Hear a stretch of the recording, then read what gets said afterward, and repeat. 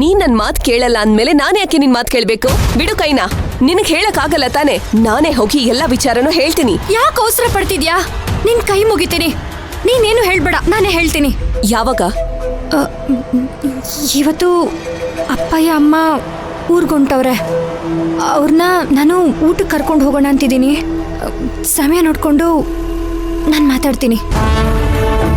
ನನಗ್ ನಂಬಿಕೆ ಬರ್ತಿಲ್ಲ. ನಂಬು ನರ್ತನಾ. ಹೇಗ್ ನಂಬ್ಲಿ ಮೈನಾ? ನಾನ್ ಹೇಗ್ ನಂಬ್ಲಿ?